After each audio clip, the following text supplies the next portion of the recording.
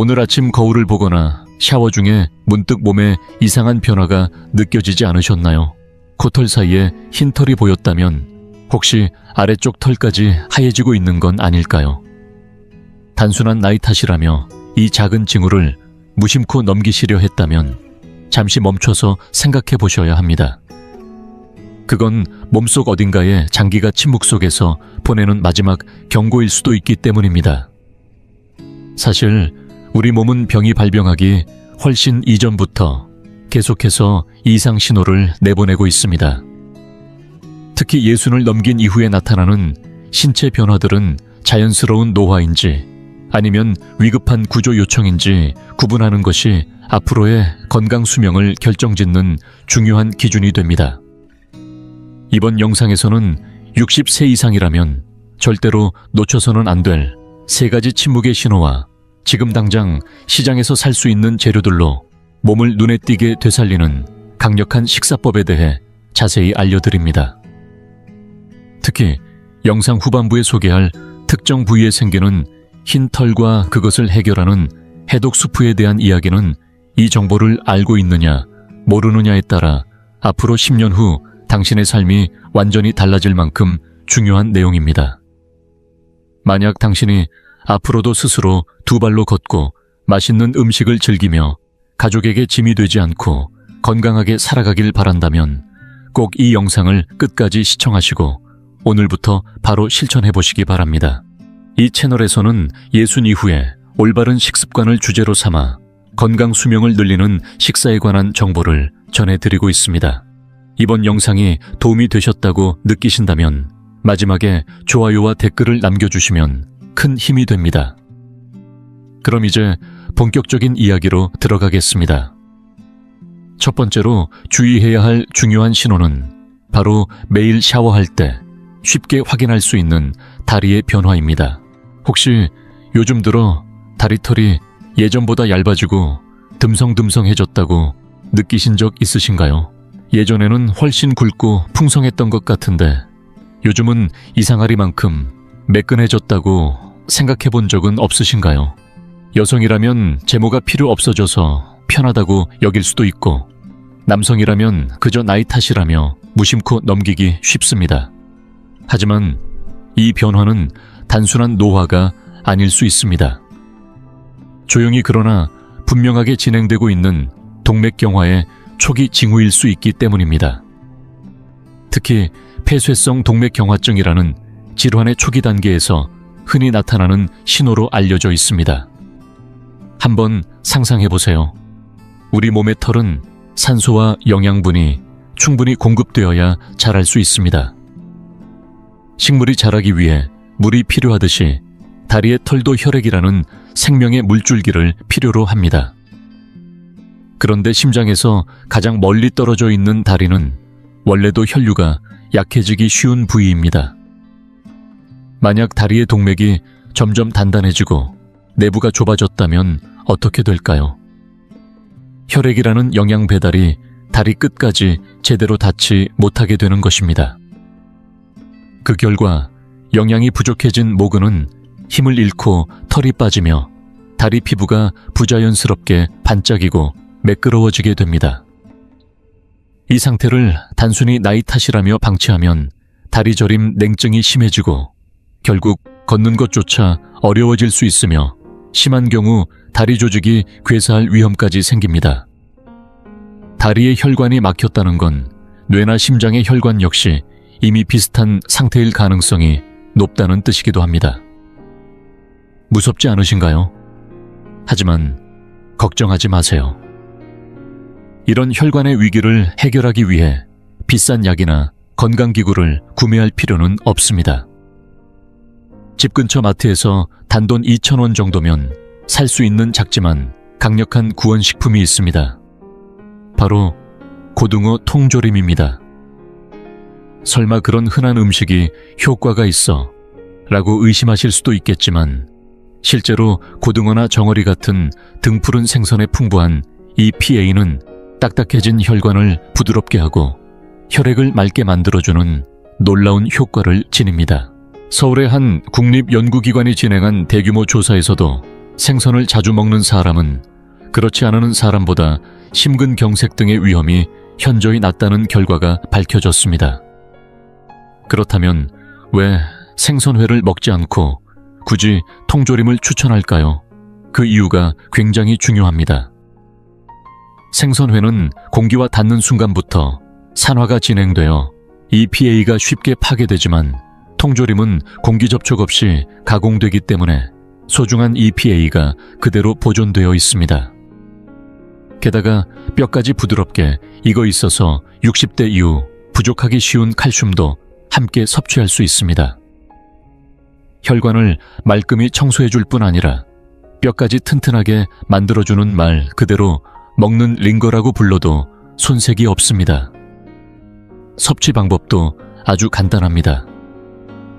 일주일에 이 3번 된장국에 넣어 드시거나 무즙과 함께 반찬으로 곁들이기만 해도 됩니다. 단지 이 작은 습관만으로도 다리 끝 목근까지 다시 혈액이 돌기 시작하고 온몸의 혈관이 되살아나기 시작할 것입니다. 다리털이 예전보다 얇아졌다고 느끼셨다면 그것은 고등어 통조림을 먹어달라는 당신 혈관의 간절한 목소리일지 모릅니다. 두 번째로 주의 깊게 살펴봐야 할 신호는 바로 여러분의 손입니다. 지금 손을 한번 보세요. 특히 손톱을 유심히 들여다보시기 바랍니다. 혹시 손톱에 세로줄이 생기거나 쉽게 갈라지고 부서지는 경험을 해보신 적 있으신가요? 나이 들면 누구나 그런 거지 라며 대수롭지 않게 넘기셨을 수도 있습니다. 물론 나이가 들수록 이런 현상이 눈에 띄게 나타날 수는 있습니다. 하지만 만약 그 줄이 깊고 손톱이 점점 약해지며 표면이 거칠어지고 갈라진다면 그것은 단순한 노화가 아닙니다. 여러분의 몸이 이미 상당한 영양 부족에 빠져 있다는 긴급한 경고 신호일 수 있습니다. 손톱은 우리 몸에서 영양 공급 순위가 가장 마지막으로 밀리는 부위입니다. 심장이나 뇌처럼 생명을 유지하는데 필수적인 기관들에 먼저 영양분이 공급되고 남은 것이 있을 때 비로소 손톱이나 머리카락 같은 말단 부위로 전달됩니다. 즉 손톱에 문제가 생겼다는 것은 몸 안에서 이미 단백질과 미네랄 같은 중요한 재료들이 고갈되고 있다는 뜻입니다. 특히 부족하기 쉬운 것은 단백질과 아연입니다. 아연은 새 세포를 만드는 데 없어서는 안 될 존재로 마치 공장에서 일하는 숙련된 기술자와도 같습니다. 이 아연이 부족하면 건강한 손톱이나 피부를 만들어낼 수 없습니다. 최근 보건복지부 조사에 따르면 우리나라 60대 이상 어르신들 중 많은 분들이 단백질과 아연이 장기간 부족한 상태, 즉 신형 영양실조에 빠져 있는 것으로 나타났습니다.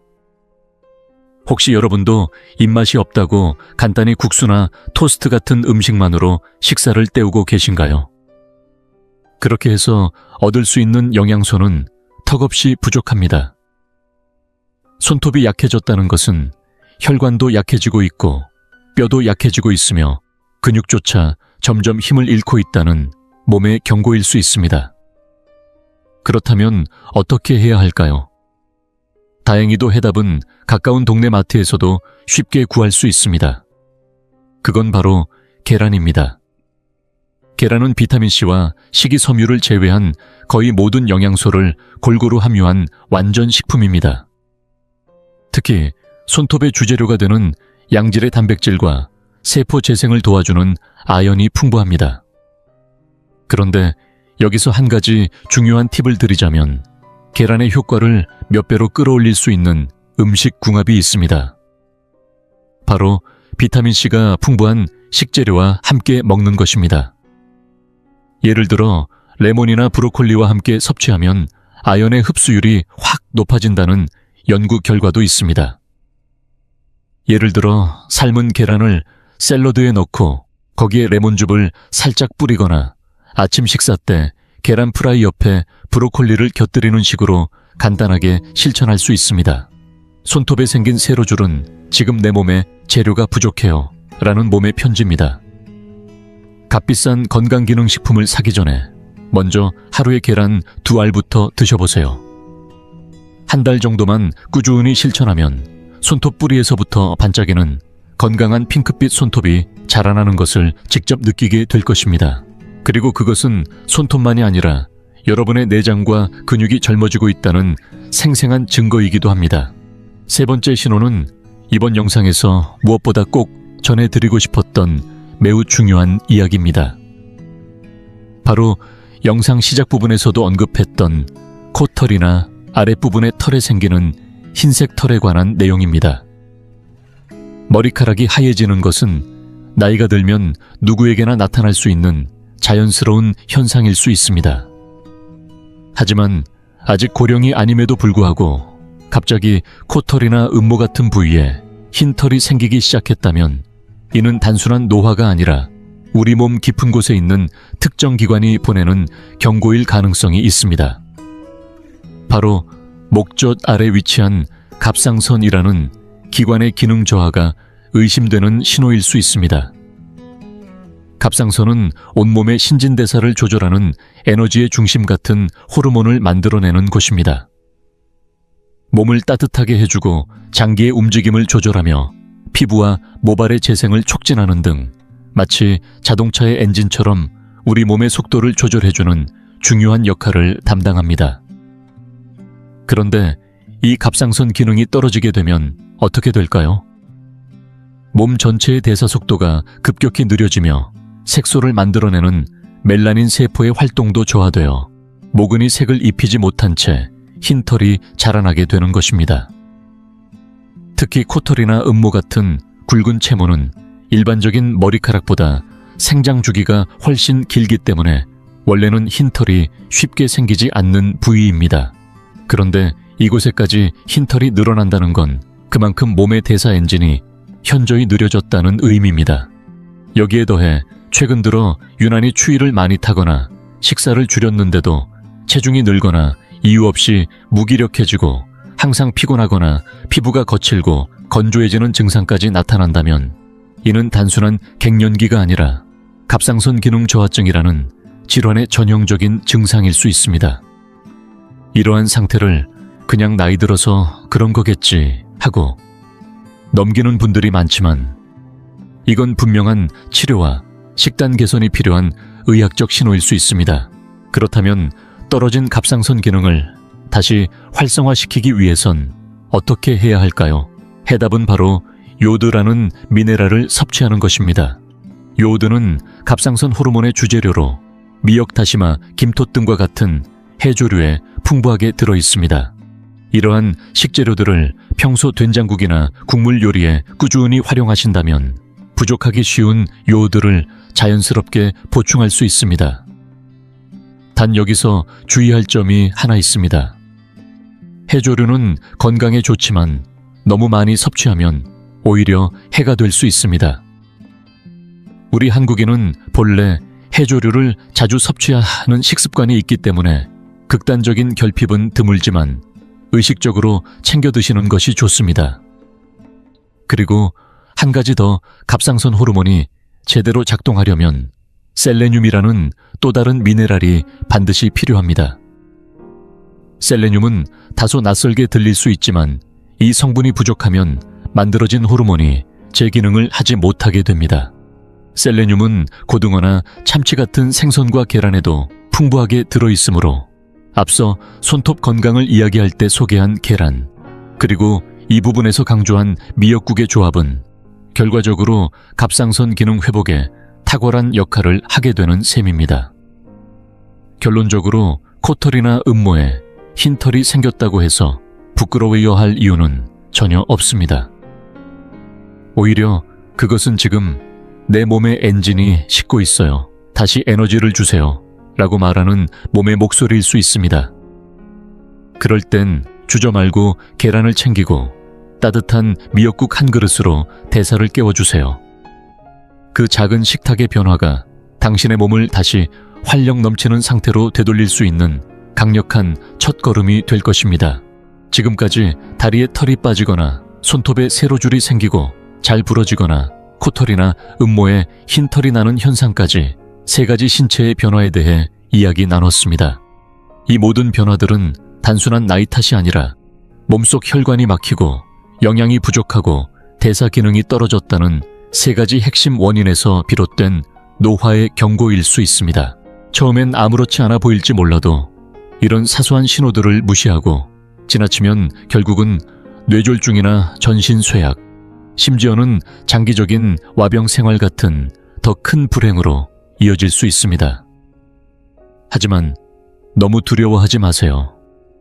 지금까지 말씀드린 식재료들만 꾸준히 실천하셔도 몸은 분명 긍정적으로 반응하기 시작할 것입니다. 그리고 마지막으로 지금까지 이야기한 모든 불균형과 피로, 그리고 몸속에 쌓인 노폐물과 독소를 한꺼번에 정리해 줄 수 있는 강력한 해독 스프 하나를 소개해 드리겠습니다. 이 레시피는 서울대 출신의 노화의학 전문가인 김준호 박사 등이 연구한 식물화학 성분 기반의 파이토케미컬 스프 이론을 토대로 만들어졌으며 누구나 집에서 손쉽게 끓여 먹을 수 있는 생명력 가득한 자연 요법입니다. 필요한 재료는 단 4가지입니다. 양배추, 양파, 당근, 그리고 단호박. 이 4가지 채소는 노화와 염증의 주범인 활성산소를 제거하는 항산화력이 매우 강력한 것으로 알려져 있습니다. 만드는 방법도 놀라울 정도로 간단합니다. 재료를 먹기 좋은 크기로 썰어 냄비에 넣고 재료들이 잠길 정도로 물을 붓고 약불에서 20분에서 30분 정도 은근히 끓이기만 하면 됩니다.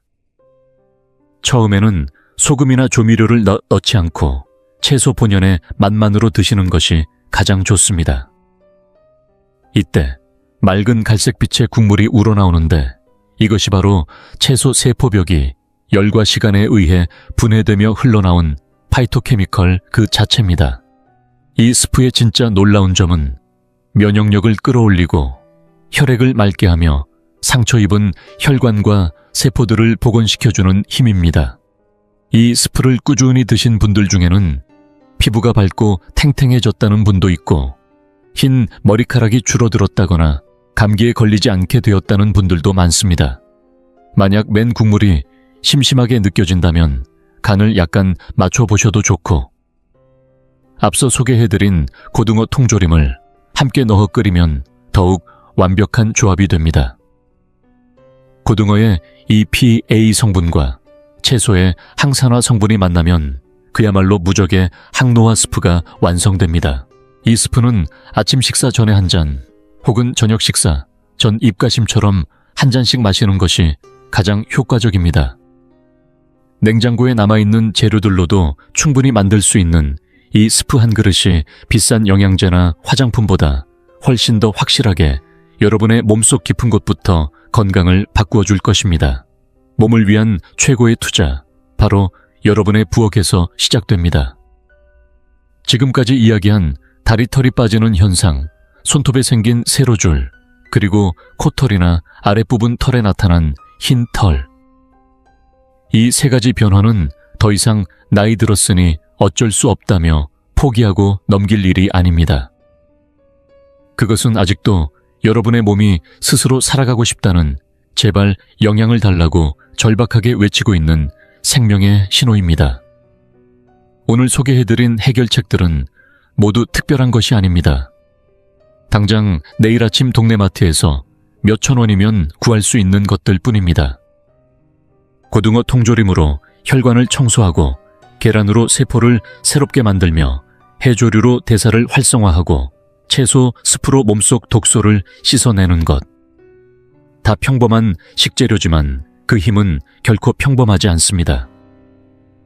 이 작은 실천들이야말로 60대, 70대, 80대를 지나면서도 젊고 활기차게 살아가기 위한 가장 확실하고 가장 안전한 길입니다. 우리 몸은 우리가 먹는 것으로 만들어집니다. 오늘 여러분이 입에 넣는 음식이 6개월 후, 1년 후의 몸을 결정짓습니다. 그래서 중요한 건 지금입니다. 지금이야말로 여러분이 다시 젊어질 수 있는 가장 빠른 순간입니다. 오늘부터라도 식탁 위에 작은 변화를 더해보세요. 몸은 반드시 그 정성에 보답해 줄 것입니다. 혹시 지금 이 영상을 보시고 당장 마트에 가서 고등어 통조림을 사야겠다고 생각하셨나요? 아니면 오늘 저녁엔 채소 스프를 한번 끓여보자고 결심하셨나요? 그렇다면 이미 여러분은 젊음을 되찾기 위한 첫걸음을 내디딘 것입니다. 이 채널은 앞으로도 60세 이후의 삶을 더욱 건강하고 풍요롭게 살아가기 위한 정보를 쉽고 명확하게 전해드릴 예정입니다. 오늘 영상이 조금이라도 도움이 되셨다면 꼭 구독 버튼을 눌러 다음 영상을 놓치지 마세요. 여러분의 건강과 웃음이 가득한 일상을 진심으로 응원합니다. 끝까지 시청해 주셔서 진심으로 감사드립니다. 건강을 챙긴다고 매일 한 움큼씩 드시는 그 견과류가 사실은 여러분의 신장을 조금씩 갉아먹고 있을 수도 있습니다. 질병관리청이 작년에 발표한 자료에 따르면 60세 이상 어르신 중 10명 중 7명이 자신도 모르게 신장을 해치고 있었으며 그중 80% 이상은 오히려 건강에 좋은 일을 하고 있다고 믿고 있었습니다. 혹시 여러분도 그렇지 않으신가요? 매일 아침 시장에 가셔서 장을 본 김에 견과류 한 봉지를 사오시고 저녁에 TV를 보며 조금씩 드시면서 그래도 과자보단 낫지 라고 생각하시지는 않나요? 하지만 알고 계셨나요? 바로 그 건강해 보이는 습관이 여러분의 신장을 마치 과부하 걸린 기계처럼 쉴 틈 없이 혹사시키고 있다는 사실을요. 그렇게 돌고 돌던 신장이 결국 멈춰서는 날 부어오른 다리 때문에 신발이 들어가지 않고 밤마다 화장실에 4-5번씩 일어나 잠을 제대로 못 자고 머릿속이 뿌얘지고 자꾸만 깜빡깜빡하게 되었을 때 그제야 원인을 찾게 되실 겁니다. 그런데 그 범인은 다름 아닌 바로 그 손에 들려있던 습관성 간식일 수 있습니다. 작년 겨울 저는 서울의 한 대학병원 외래에서 72살의 박 어르신을 진료한 적이 있습니다. 검사 결과가 나오는 순간 곁에 있던 딸부는 그 자리에서 눈물을 쏟았고 신장 기능은 이미 거의 40% 가까이 떨어진 상태였습니다. 박 어르신은 제게 이렇게 물으셨습니다. 의사 선생님, 저는 매일 건강을 챙긴다고 생각하며 살아왔는데 왜 이런 결과가 나온 겁니까? 제가 생활 습관을 하나씩 여쭤보자 그제야 방안이 조용해질 정도의 진실이 드러났습니다. 저는 30년 넘게 신장내과에서 환자들을 만나며 비슷한 안타까움을 수도 없이 보아왔습니다. 지금 이 영상을 보고 계신 여러분도 스스로를 한번 점검해 보시기 바랍니다. 밤에 화장실을 2번 이상 가는지, 아침에 일어나면 머리가 멍한지, 발목이나 종아리가 자주 붓는지, 기억력이 예전보다 눈에 띄게 떨어졌는지, 이 가운데 2가지 이상 해당된다면 신장은 이미 구조 신호를 보내고 있을 가능성이 큽니다. 앞으로 약 15분 동안 저는 3가지를 분명히 알려드리려 합니다. 조용히 신장을 망가뜨리는 5가지 견과류는 무엇인지, 오히려 신장과 뇌를 지켜주는 4가지 견과류는 무엇인지, 그리고 무엇보다 어떻게 먹어야 효과가 나는지입니다. 오늘 내용은 건강 정보를 위한 안내이며 진단이나 치료를 대신할 수 없고 증상이 심하거나 오래 지속된다면 반드시 전문의와 상담하시기 바랍니다. 그렇다면 박 어르신이 매일 먹던 것은 무엇이었을까요? 왜 견과류가 신장을 이렇게까지 괴롭히는 걸까요? 답은 의외로 놀라울 수 있습니다. 많은 분들이 묻습니다. 젊을 때는 괜찮았는데 왜 예순을 넘기면 문제가 생기느냐고요.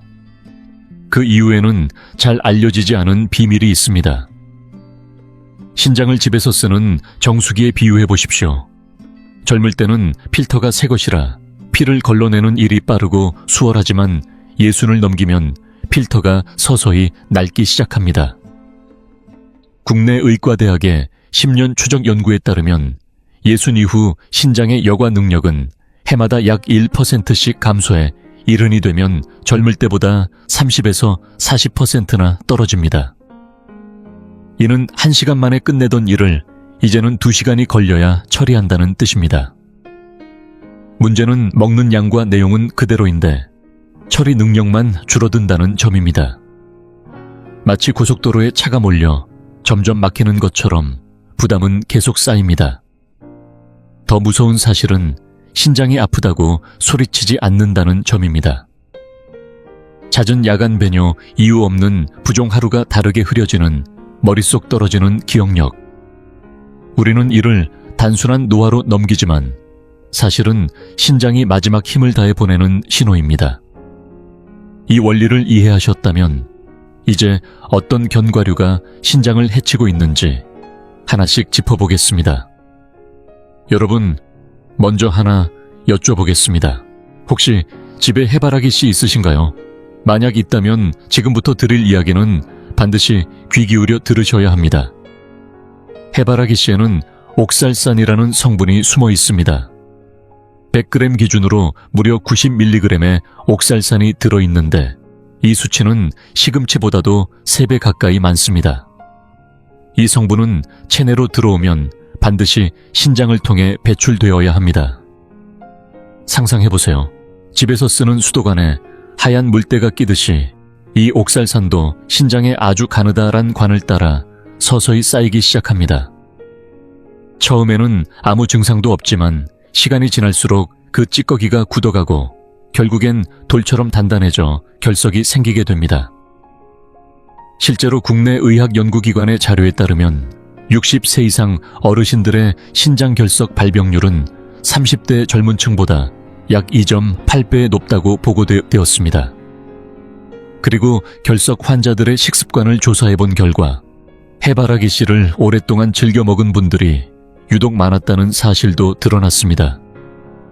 작년 3월 저는 부산에서 올라오신 68세의 정모 어르신을 진료했습니다.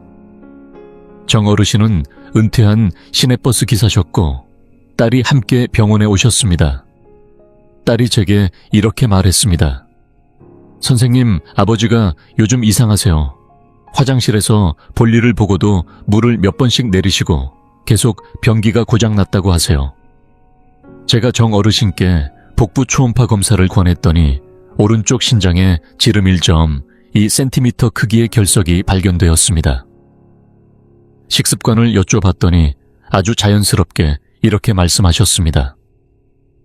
저녁에 TV 보면서 해바라기 씨 조금 집어먹는 게 습관이 됐어요. 하루에 한 줌도 안 됩니다. 여러분, 바로 그 한 줌이 68세의 신장에는 이미 큰 부담이 되고 있었던 겁니다.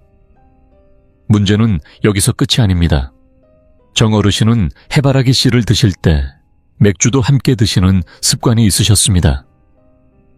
알코올은 체내 수분을 빠르게 빼앗아가고 탈수 상태에서는 옥살산이 훨씬 더 빠르게 결정화되어 신장에 달라붙습니다. 물이 부족한 수도관에 물때가 더 쉽게 끼는 것과 같은 원리입니다. 결국 정 어르신은 처해 충격파 결석 분쇄술을 받았고 다행히 회복은 잘 되셨지만 저에게 하신 말씀이 지금도 기억에 남습니다. 선생님, 이게 이렇게 위험한 줄 알았으면 절대 안 먹었을 겁니다. 그 흔하디 흔한 해바라기 씨가 이렇게 해로운 줄은 몰랐어요. 여러분, 이제 아시겠죠? 해바라기 씨의 가장 큰 문제는 바로 이 옥살산입니다. 그렇다면 두 번째 견과류는 어떨까요? 이번 견과는 더 조심하셔야 합니다. 이유는 단순합니다. 많은 어르신들이 이 견과를 신장에 좋다고 믿고 있기 때문입니다. 아마 여러분도 한 번쯤은 들어보셨을 겁니다.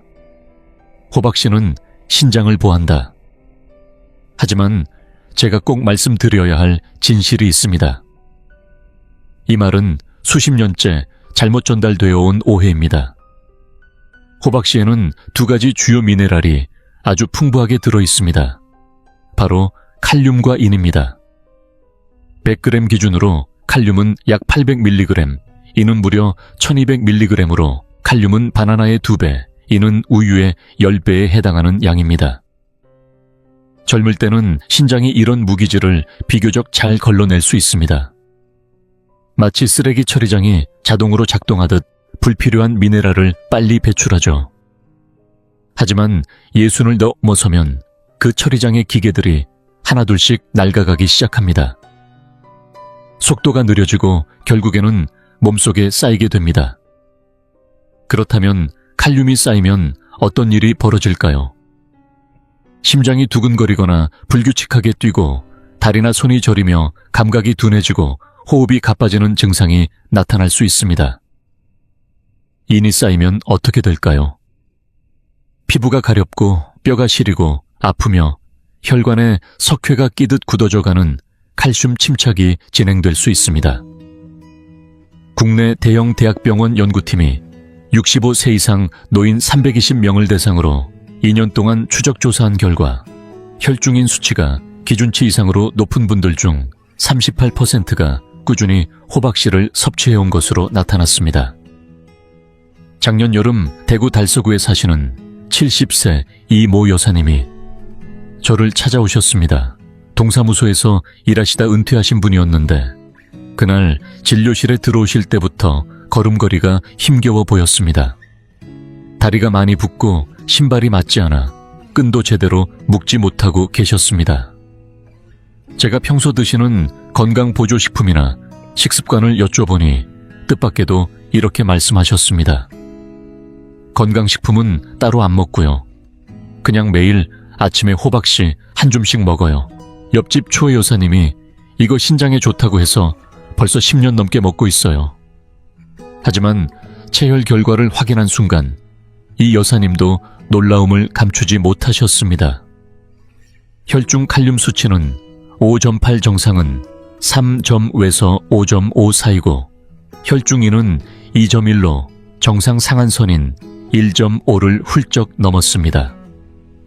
그분은 당황한 얼굴로 말씀하셨습니다. 선생님, 저는 몸에 좋으라고 챙겨 먹은 건데요. 왜 오히려 병이 된 거죠? 제가 조용히 설명드렸습니다. 젊었을 때는 아무렇지 않았겠지만 지금은 신장이 그렇게 많은 칼륨과 인을 감당하지 못합니다. 이후 호박씨 섭취를 중단하고 식단을 조정한 뒤 석 달 후 다시 검사를 해보니 수치는 점차 정상 범위로 돌아왔고 다리 부종도 많이 가라앉았습니다. 그 뒤로 이 여사님은 주변 분들에게 늘 이렇게 말씀하신다고 합니다. 보신하려고 아무거나 먹다간 더 허약해지는 수가 있어요. 내 몸에 맞는 보약이 따로 있지. 남 말만 믿고 덮어놓고 먹다간 큰일 납니다. 해바라기 씨의 문제는 옥살산이었고 호박씨의 문제는 과도한 칼륨과 인이었습니다. 세 번째 견과류는 영양소 자체가 문제가 아닙니다. 진짜 문제는 눈에 보이지 않는 독성 물질에 있습니다. 더 놀라운 건 이 견과가 너무 흔하다는 점입니다. 거의 모든 집에 있고 누구나 쉽게 사 먹는 가장 저렴한 간식 중 하나입니다. 하지만 그 속에는 생각보다 비싼 대가가 숨어 있습니다. 바로 땅콩입니다. 땅콩에는 두 가지 위험이 숨어 있습니다. 첫 번째는 아플라톡신입니다. 땅콩은 저장 환경이 나쁘거나 오래되면 쉽게 곰팡이가 피고 그 과정에서 강력한 독소인 아플라톡신이 생성됩니다. 세계보건기구에서는 이 물질을 1급 발암물질로 지정하고 있을 정도입니다. 식약처의 검사 자료에 따르면 시중에 유통 중인 땅콩 가공 제품 중 약 8%에서 아플라톡신 기준 초과 검출이 확인되었으며 특히 포장 없이 판매되는 벌크 땅콩의 경우 그 위험이 훨씬 더 큽니다. 이 독소는 간뿐 아니라 신장에도 심각한 손상을 일으킵니다. 두 번째 위험은 나트륨입니다. 시중의 대부분 땅콩은 소금의 볶은 제품들입니다. 50g의 땅콩에는 약 200mg의 나트륨이 들어있는데 이는 하루 권장 섭취량의 10%에 해당하는 양입니다. 고나트륨은 혈압을 높이고 신장에 걸리는 부담을 키우며 심한 경우 몸이 쉽게 붓는 부종을 일으킬 수 있습니다. 여기에 만약 술을 곁들이게 되면 상황은 더욱 나빠집니다. 술은 체내 수분을 빼앗고 탈수 상태에서 높은 나트륨이 함께 작용하면 신장은 마치 사막 한가운데서 쉬지도 못하고 일만 하는 상태가 됩니다. 작년 추석 연휴가 끝난 직후 광주 서구에 사시는 65살 김모 어르신이 저를 찾아오셨습니다. 젊은 시절에는 중식당 주방장으로 일하셨던 분이었습니다. 그날 오신 김 어르신은 유난히 피곤해 보였고 눈 밑은 거무스름했으며 소변 색깔도 평소보다 진하다고 하셨습니다. 제가 연휴 동안 무엇을 하셨냐고 물었더니 이렇게 대답하셨습니다. 그냥 집에서 야구 중계 보면서 땅콩 좀 까먹고 맥주 한두 잔 곁들였죠. 한 사흘 정도. 하루에 먹는 양을 여쭤보니 그리 많지는 않아요. 그냥 한 공기 정도.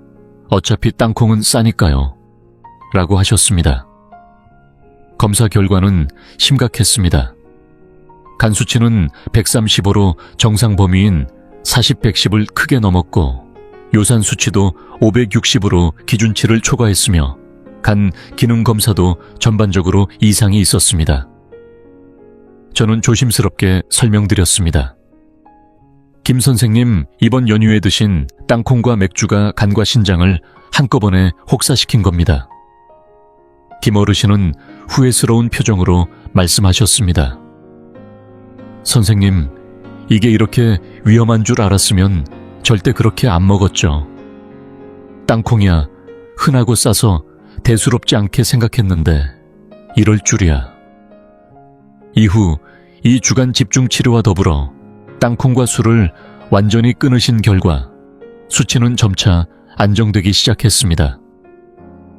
여러분, 땅콩은 작고 흔하지만 60세 이후의 몸에는 결코 가볍게 볼 수 없는 간식입니다.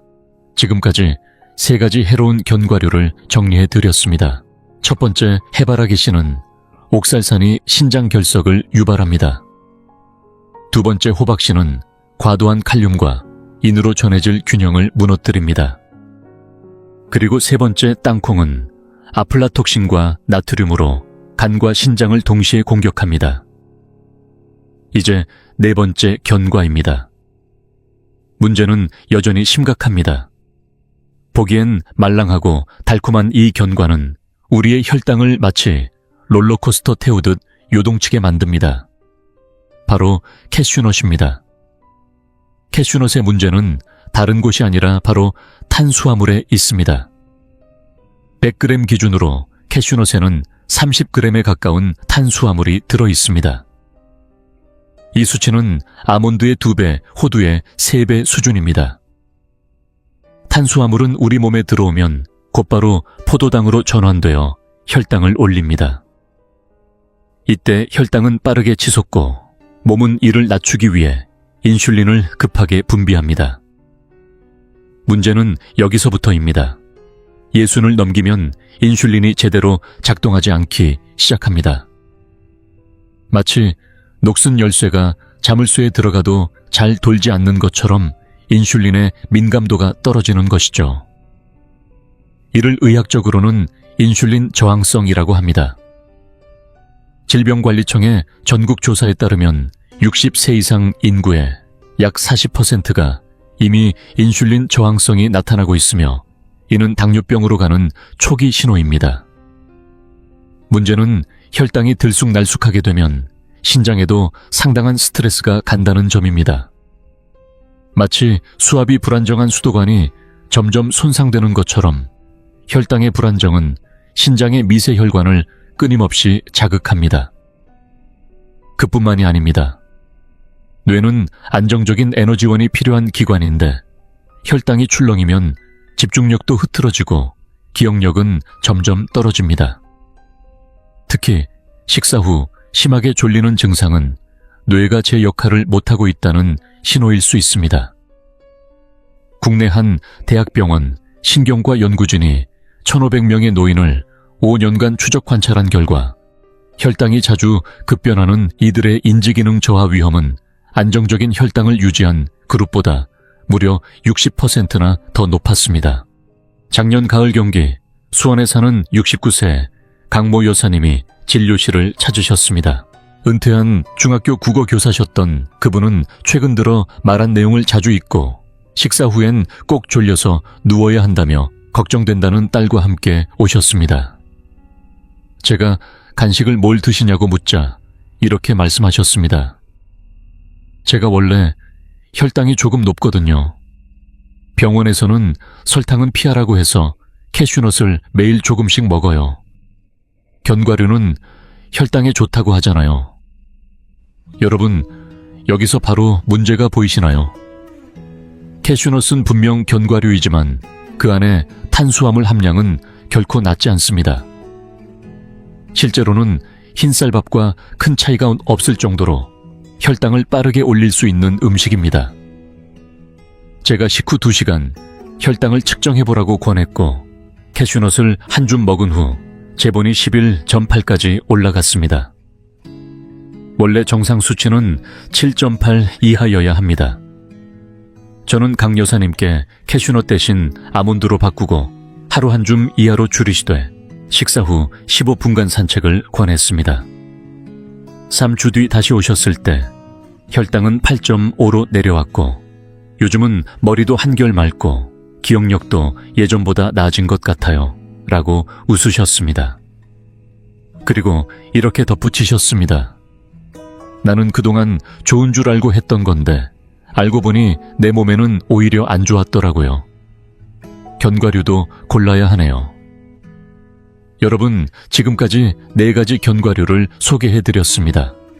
해바라기 씨는 옥살산으로 결석을 부르고 호박 씨는 칼륨과 인과다로 전해질 균형을 깨뜨리며 땅콩은 독소와 나트륨으로 간과 신장을 동시에 해치고 캐슈넛은 높은 탄수화물로 혈당을 흔들고 인슐린 저항을 불러옵니다. 마지막 5번째 견과는 다소 의외일 수 있습니다. 가격이 비싸기 때문에 많은 분들이 비싸면 좋은 것이라 믿기 쉽지만 실제로는 60세 이후의 몸에는 정반대일 수 있습니다. 때로는 소박한 밥상에 올라온 조선 된장과 쌈채소가 값비싼 고급 식재료보다 더 깊이 몸을 살립니다. 오늘 말씀드릴 이 견과는 바로 마카다미아입니다. 문제는 단 하나, 바로 지방입니다. 마카다미아 100g에는 무려 76g의 지방이 들어있습니다. 비율로 보면 76% 거의 버터와 맞먹는 수준입니다. 그렇다면 왜 이런 고지방 식품이 60세 이후에는 부담이 될까요? 우리 몸속 소화기관을 하나의 생산 라인, 즉 컨베이어 벨트라고 생각해 보세요. 위에서 소장대장을 거쳐 간과 신장까지 영양이 전달되는 이 시스템은 젊을 때는 속도가 빠릅니다. 그래서 지방도 큰 문제 없이 흡수되고 배출됩니다. 하지만 나이가 들면 이 컨베이어 벨트의 속도는 점점 느려지게 됩니다. 위산은 줄고 장의 연동운동은 느려지며 쓸개즙도 부족해지고 간의 대사 능력은 떨어지며 신장은 점점 부담을 느끼기 시작합니다. 그 결과 지방이 많은 음식을 섭취하면 마치 퇴근길의 고속도로처럼 소화계 전반이 꽉 막히게 되는 것입니다. 처음에는 구역질 더부룩함, 기름진 변과 같은 증상으로 나타나고 장기적으로는 혈중 중성지방, 상승지방간, 체중 증가 신장 부담으로 이어집니다. 경북 포항의 대학교 병원 영양학 연구팀이 800명의 어르신을 대상으로 삼 연간 추적 관찰한 연구에서 고지방 시기를 지속한 그룹은 신장 사구체 여과율이 연 평균 1.8배 빠르게 감소했습니다. 이는 노화보다 더 빠른 속도로 신장이 손상되고 있다는 것을 의미합니다. 올해 설 연휴 직전 대전 유성구에 사는 74세의 정동기 어르신이 외래 진료를 오셨습니다. 은퇴한 건축기술자이신데 아드님이 먼저 말씀하셨습니다. 선생님, 저희 아버지가 요즘 3달 새에 4kg이나 찌셨어요. 배도 많이 나왔고 밤에도 화장실을 여러 번 가세요. 저는 식습관에 어떤 변화가 있었는지 물었습니다. 정 어르신은 이렇게 말씀하셨습니다. 딱히 없는데요. 작년에 아들이 설 선물로 마카다미아를 사왔는데 이게 고소하니 맛있어서 매일 뉴스 볼 때마다 몇 알씩 먹어요. 몇 알이 얼마나 되는지 여쭈었더니 한 줌 정도 한 15, 20알쯤이라고 하셨습니다.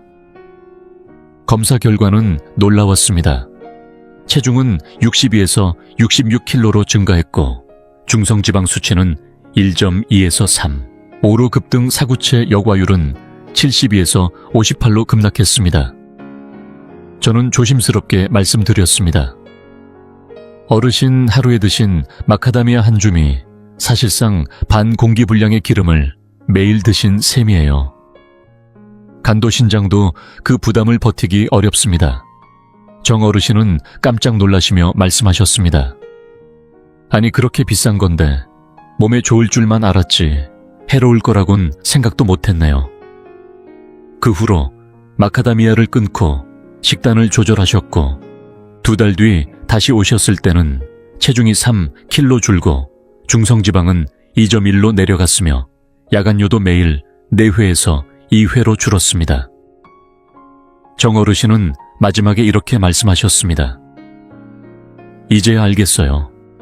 비싸다고 다 좋은 건 아니고 내 몸에 맞는 게 진짜 좋은 거더라고요. 이렇게 오늘 소개해드린 5가지 견과류는 각기 다른 방식으로 우리 몸 특히 신장을 해치고 있습니다. 해바라기 씨는 옥살산으로 결석을 부르고 호박 씨는 칼륨과 인의 과다로 전해질 균형을 무너뜨리며 땅콩은 곰팡이 독소와 나트륨으로 간과 신장을 동시에 해칩니다. 캐슈넛은 높은 탄수화물로 인해 혈당을 출렁이게 만들고 인슐린 저항성을 유발하며 마지막으로 마카다미아는 과도한 지방으로 인해 소화기계는 물론 신장에도 큰 부담을 줍니다. 그렇다면 이제 궁금하실 겁니다. 도대체 어떤 견과류를 먹어야 할까요? 지금부터 소개할 4가지 견과는 오히려 신장을 보호하고 뇌 건강에도 큰 도움이 됩니다. 값비싼 것도 아니며 가까운 재래시장이나 마트에서도 쉽게 구할 수 있는 것들입니다.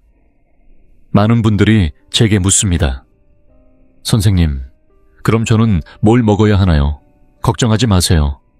자연은 이미 우리에게 답을 준비해 두었습니다. 지금부터 하나씩 살펴보겠습니다.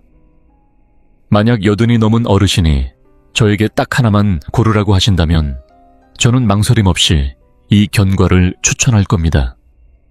바로 브라질 너트입니다. 이 작은 견과에는 셀레늄이라는 미량 영양소가 풍부하게 들어있습니다. 단 2알이면 셀레늄을 하루 권장량 이상 섭취할 수 있습니다. 셀레늄이 무슨 역할을 하느냐고요? 우리 몸을 자동차라고 보면 셀레늄은 녹을 막아주는 윤활유 같은 존재입니다. 쉽게 말해 세포가 녹슬지 않게 지켜주는 항산화 성분입니다.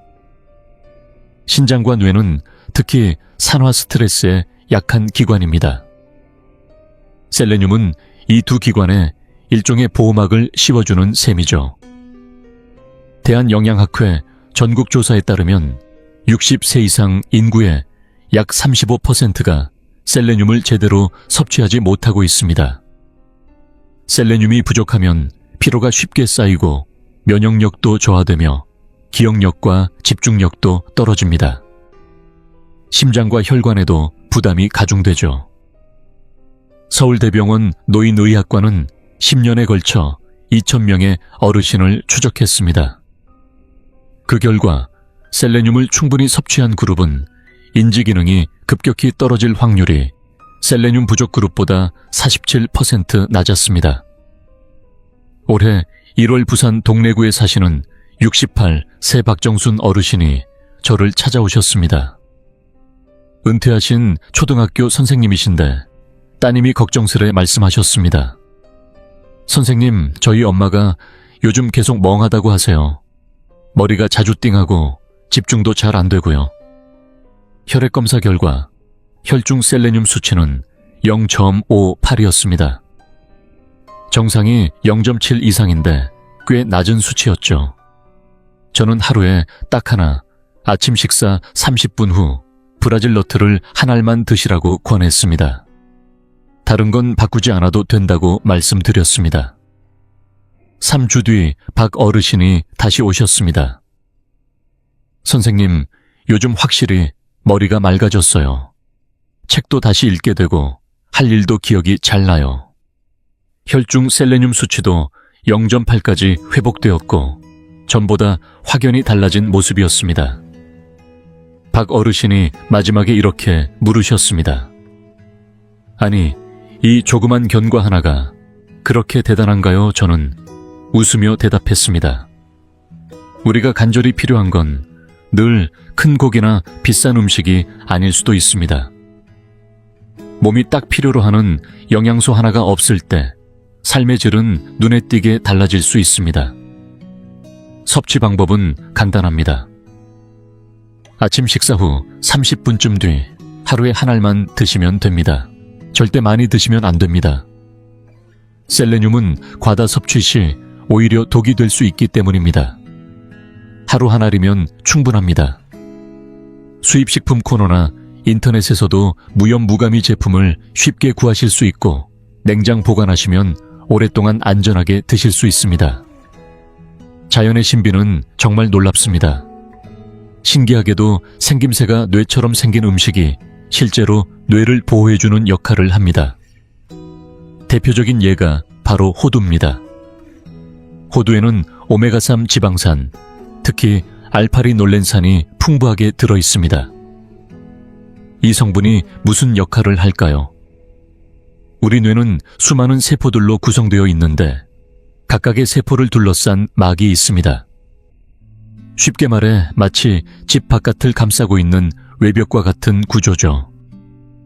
젊었을 때는 이 세포막이 유연하고 탄력이 있어서 뇌의 신호 전달이 빠르고 원활합니다. 그러나 나이가 들수록 이 막이 점점 딱딱해지고 부서지기 쉬워집니다. 마치 오래된 벽지가 갈라지는 것처럼 말이죠. 오메가3은 이 벽지에 칠하는 보호 코팅제 같은 역할을 합니다. 세포막을 부드럽고 유연하게 유지해주는 역할을 하죠. 하버드 의대의 연구팀은 무려 2만 명의 노년층을 20년 동안 추적 관찰했습니다. 그 결과 일주일에 5번 이상 호두를 섭취한 사람들은 심혈관 질환의 위험이 20% 낮았고 인지기능도 훨씬 오래 유지되었습니다. 더욱 놀라운 점은 호두가 신장의 염증 반응을 줄이고 신장 속 사구체가 산화되는 것을 막아주는 효과까지 있다는 사실입니다. 서울의 한 대학병원 신장내과 연구팀은 300명의 노년층을 대상으로 2년 동안 관찰한 결과 매일 호두를 섭취한 그룹은 단백뇨 수치가 현저히 낮았고 그렇지 않은 그룹보다 신장 기능 저하 속도가 훨씬 느렸습니다. 지난해 겨울 대구 달서구에 사는 이른한 세김용선 어르신이 저를 찾아오셨습니다.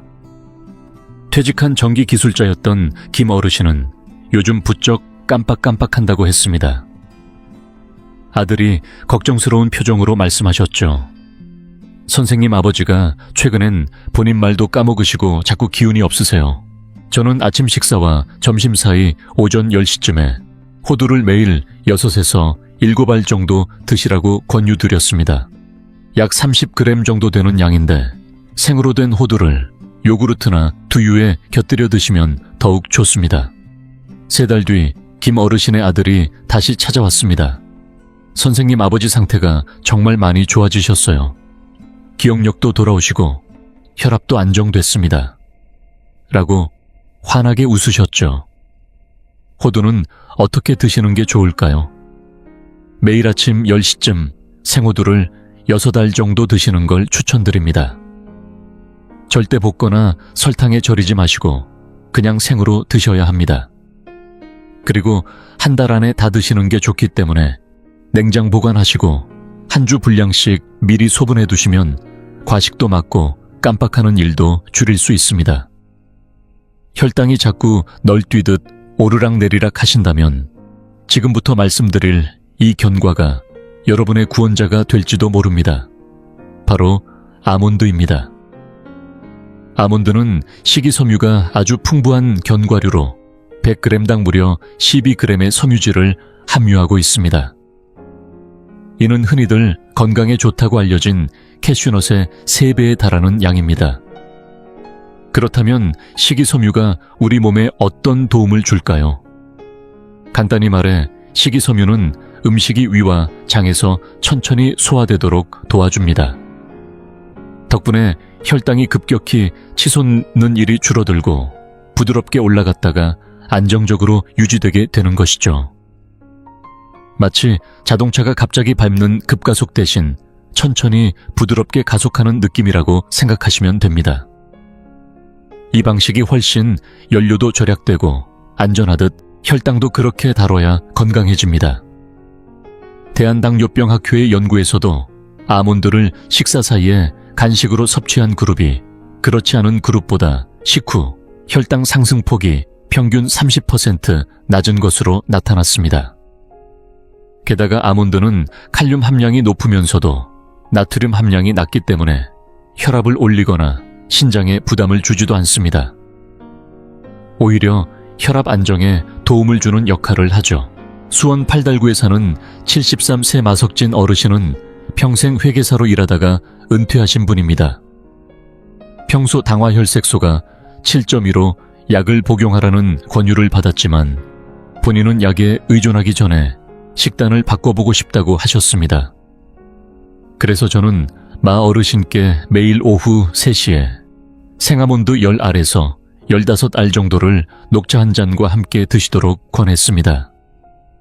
그리고 아침 저녁으로 각각 30분씩 산책을 추가해보자고 했죠.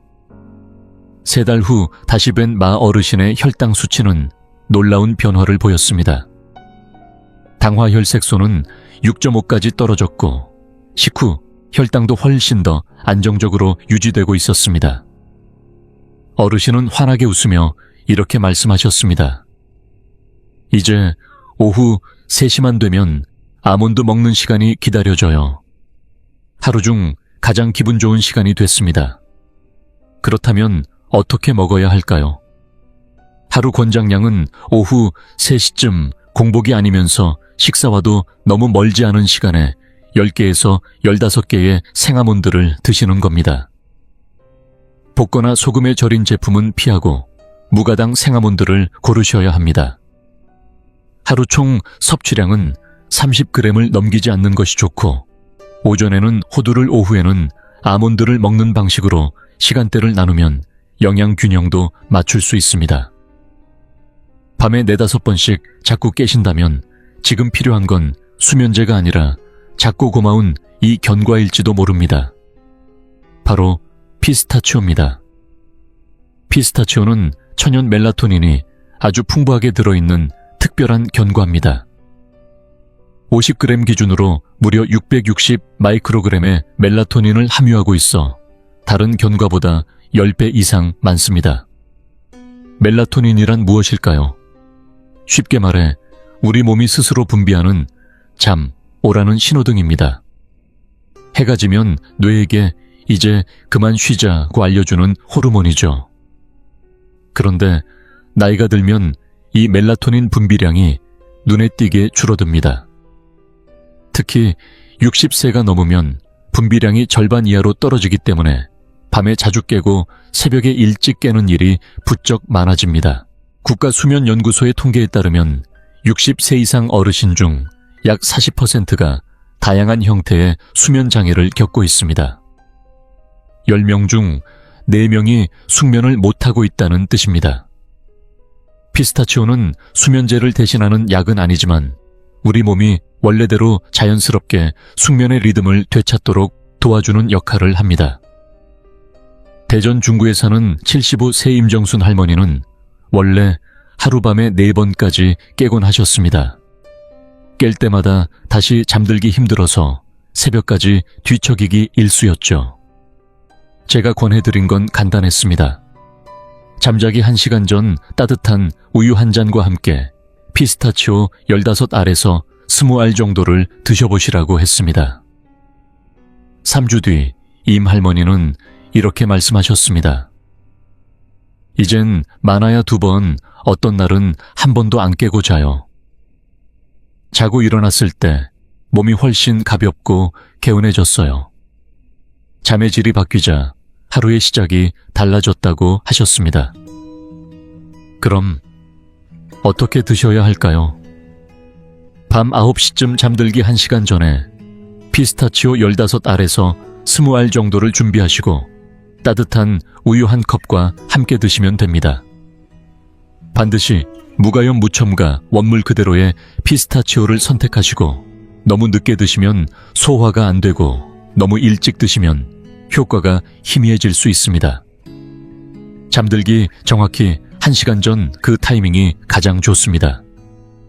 자, 여러분, 지금까지 신장을 보호하는 4가지 좋은 견과류에 대해 말씀드렸습니다. 이제 제가 직접 사용하고 있는 하루 견과 루틴을 시간대별로 정리해 드릴게요.